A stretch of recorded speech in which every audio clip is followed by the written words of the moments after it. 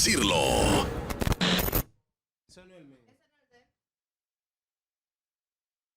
Menos miedo. El miedo es para la presa.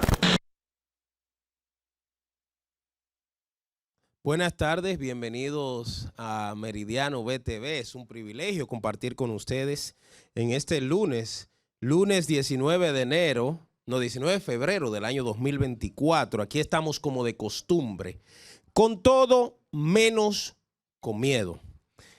Quiero felicitar a todos los que salieron electos alcaldes y directores a nivel nacional, igual que los regidores.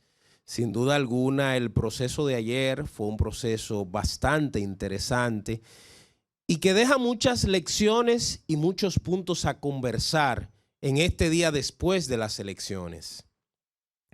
Primero que todo, nos ayuda a entender que la clase política tiene que entrar en un proceso de reflexión. ¿Y por qué lo digo? 70% de los que estaban hábiles para votar en el proceso del año 2024 no fueron a votar. Debo decir que usualmente en las elecciones municipales, se llaman elecciones de medio término, siempre hay una alta tasa de abstención, pero nunca había sido tan grande como la que tuvimos ahora. Y eso obedece a una razón fundamental. Todos los días la gente va entrando en un proceso de decepción respecto a quiénes son sus representantes. No es fortuito. Si usted analiza en términos electorales lo que significa un alcalde, lo que significa un regidor, la gente no se siente representada en la mayoría de sitios. ¿Por qué? Hay problemas con la basura, hay problemas con los parques, hay problemas con las edificaciones, con el transporte.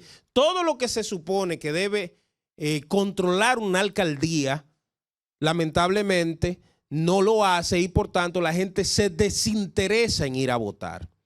Pero también hay que decir que en la República Dominicana en los últimos 30 años hemos construido un proceso, si se quiere, de poco interés hacia los temas políticos. De hecho, la gente usualmente dice que no se mete en esa vaina, que no se mete en política. Y parece ser que tienes razón. La política en ocasiones está más llena de temas negativos que hasta el narcotráfico. Yo recuerdo la serie de Pablo Escobar que decía que los verdaderos bandidos eran los políticos y no los narcotraficantes. Yo he llegado a pensar que es cierto, he llegado a esa conclusión, pero no yo.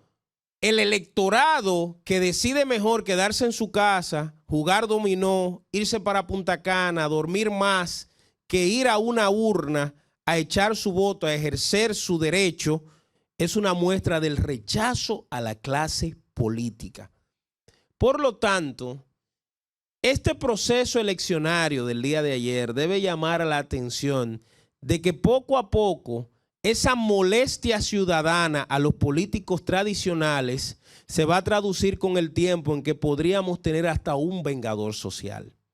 Señores, solo un ínfimo grupo de la sociedad dominicana, el 30%, eligió a las autoridades a nivel municipal, a nivel nacional. Por ejemplo, en Santo Domingo Este, que es el municipio más grande del país, apenas el 31% votó. O sea, el 69% de los hábiles a votar se quedaron en su casa, hicieron otra cosa y no le interesó esa vaina. Y eso es preocupante, porque quiere decir que pocos deciden por mucho y la democracia no es así. La democracia es que la mayoría se impone sobre la minoría. Ahora, la mayoría que va a ejercer su voto. Por eso yo creo que el proceso de reflexión respecto a lo que los políticos significan en el imaginario colectivo tiene que empezar ahora.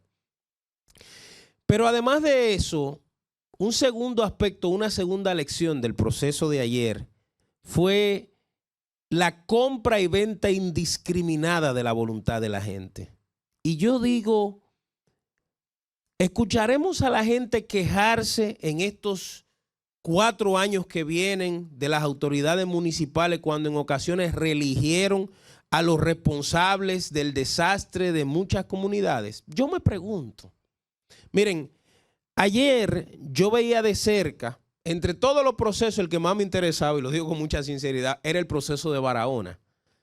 porque mi familia, porque mis intereses, porque todo lo mío está ahí. Pero no solo eso.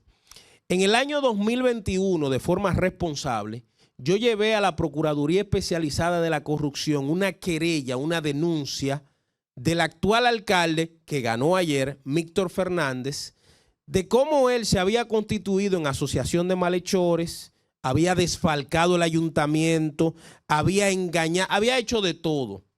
Y yo lo deposité junto con la Fundación Transparencia Total para que la Procuraduría Especializada de la Corrupción trabajara ese caso. El alcalde decía en los sitios que él tenía el respaldo del gobierno y que a él nadie le iba a hacer nada. Parece que era cierto. Por eso yo he dicho que toda esa vaina de la lucha contra la corrupción, eso es baba, eso es pura baba, eso es cuento. Eso era para la oposición y la oposición no lo entendió. Ahora lo está entendiendo. Pero cuando yo vi a las personas ayer, después de entender cómo este alcalde se había robado los fondos del ayuntamiento y ellos ir inocentemente y votar otra vez por él, yo dije, señores, como dice un amigo, perdimos. Perdimos los ciudadanos decentes.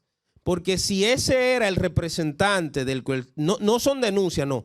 Yo recuerdo que cuando depositamos en la Procuraduría Especializada contra la Corrupción el tema de ese alcalde, con 400 páginas documentadas, cheques, transferencias, todo lo que ellos estaban haciendo, constitución de compañías, quien recibió ese expediente dijo, con esto es suficiente para llevar a ese bandido a la cárcel. No lo llevaron a la cárcel, lo llevaron por 4 años más.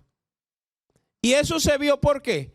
Porque desde semanas anteriores en Barahona hubo un vuelco de fundas de comida, de tarjetas de Navidad, de dinero en efectivo, de nombramiento en instituciones públicas, de todo. Pero también los dirigentes de la oposición, que yo hoy me reía porque ellos se están quejando, no pueden quejarse. Desde muchas demarcaciones, así como la gente se vendió ese 30%, algunos se vendieron por 500 pesos, por un picapollo, por una tarjeta o por una funda, también los grandes de esos partidos de oposición hicieron su propio negocio. Santo Domingo Este es una muestra palpable de cómo la putrefacción política ha llegado a estos niveles. Señores, el problema no es quién ganó ni quién perdió, no, esto es democracia. Ganaron la mayoría los del gobierno. El presidente obtuvo una mayoría y eso le da hasta patente de corso para poder ganar en mayo. Asimismo, porque la imagen de debilidad de la oposición, la oposición puede decir lo que quiera. Yo le decía a mi compañero Alfredo de la Cruz en debate que tuvimos aquí varias veces, que si la oposición no iba unificada en todo el proceso, todo ese tema de la famosa alianza era una mierda y se demostró. Hay demarcaciones como Jaina que si hubiesen ido unidos, barren el piso. Hay demarcaciones como Barahona que si hubiesen ido, tú sabes lo que es que los 3 candidatos en Barahona, PRD, PLD y Fuerza del Pueblo, sacaron muchísimo más votos juntos los 3 que el candidato del PRM. Pero hay una máxima, divide y vencerá. Lo dividió, lo compró y por eso les ganó. Entonces, los dirigentes de la oposición, anoche vi a Rubén Maldonado, que creo que es una voz estridente y una voz poco inteligente, vociferar, ¿qué? Señor, eso fue lo que ustedes decidieron que le pasara. No se pueden quejar hoy como señoritas. Lo que le pasó a Carlos Guzmán en Santo Domingo, no se puede quejar, señor. Eso fue lo que ustedes decidieron. Lo que pasó en el Distrito Nacional, deben analizarlo. Por primera vez, una clase media importante estaba enojada con la actual alcaldesa por las inundaciones del 22 y del 23, pero ella ganó con el porcentaje más alto que antes. La oposición tiene que sentarse y dejar de estar hablando pendejadas. Y si en mayo van a ir con su mismo esquema, suelten eso y dejen que Luis se proclame, aunque se escuche feo. Señores, primero, la abstención. Segundo, los votantes basura. Y tercero, los políticos que se venden nos invitan a una reflexión seria en lo que acaba de pasar en el proceso electoral. Una fiesta de la democracia con pocos participantes. Una fiesta de la democracia que, aunque era gratis, de cada 100 dominicanos, 70 decidieron no asistir. ¿Cuál es la lección que hay detrás de eso? Yo he dicho muchas veces que esas fueron las primeras imágenes del panorama electoral venezolano. Cuando los adecos y los copellanos hartaron a los venezolanos dejaron de votar por uno y otro. Hasta que un día votaron por un guardia que se llamaba Hugo Chávez, un vengador social. En Argentina acaba de pasar lo mismo. Los políticos tradicionales, el kirchnerismo, el lo otro, el que sé yo cuántos, hartaron a la gente. ¿Qué hizo la gente? Vamos a votar por un loco que se llama Milei. En Chile, los partidos tradicionales perdieron la confianza y la abstención iba aumentando hasta que un carajito que era estudiante, que tiraba piedra en contra de los gobiernos, que se llamaba Boric, que hasta admitió que era bisexual y que hacía de todo, ese va a ser el candidato. Ganó las elecciones. Mire el desastre en el que está Chile. En Colombia, la derecha que había manejado ese país históricamente y que tenía las raíces, pero la gente estaba dejando de creer y de votar por ellos. Y vino uno de un movimiento que se llamaba M-19, que había asesinado, violado mujeres en todo ese paramilitarismo, pero le vendió los sueños que querían los colombianos. Ganó las elecciones Petro. Miren cómo está Colombia, vuelto un desastre en este momento económicamente hablando. Todo empezó con el proceso de abstención. ¿Hasta qué? Hasta que la gente inició a votar por un vengador social. Alguien, como se llame. Aquí los dominicanos en el exterior, noten que el voto de ellos es un voto interesante. Los dominicanos en el exterior siempre están apostando por cosas diferentes. En el proceso electoral pasado, ¿quién era el candidato de ellos? Ramfi Trujillo. En el proceso actual, ante la debilidad de Ramfi a inscribirse, ¿quién es su candidato? Roque Espaillá.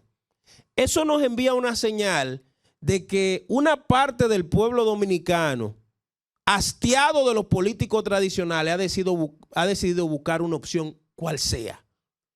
Dicen en el campo que cuando una gente se está cayendo, hasta de un clavo caliente se agarra, significando que ante la falta de respuesta inteligente de la clase política, ya se dio la primera señal, Gori. 70% no fueron a votar. ¿Quiénes decidieron? Lo del picapollo, los activistas políticos, los que están en la nómina. La gurrupela decidió, en parte. Entonces, eso es una señal. Pero yo creo, y es mi mensaje final a la oposición política, mi papá tiene 85 años, vive en Neiva, duró toda su vida siendo político, dirigente sindical, fue vicepresidente nacional del PRD de Peña Gómez, amigo de Peña. Y papá tiene una frase que yo la he retratado y la he guardado. Papá dice que en política usted es fuerte o en nalga. La oposición no puede quejarse. Ustedes decidieron ser nalga en este momento y el gobierno fue fuerte. Entonces no se quejen. No se quejen. No hicieron el trabajo. No conquistaron en el electorado. No movilizaron a su gente y le dieron la pela de las encuestas que habían dicho. No se quejen. Siéntanse felices. Y si en mayo van con la misma estrategia, prepárense que le van a dar otra pela. Vamos a la pausa. Volvemos en breve con Actualidad Meridiana. Con todo, menos miedo. El miedo es para la presa.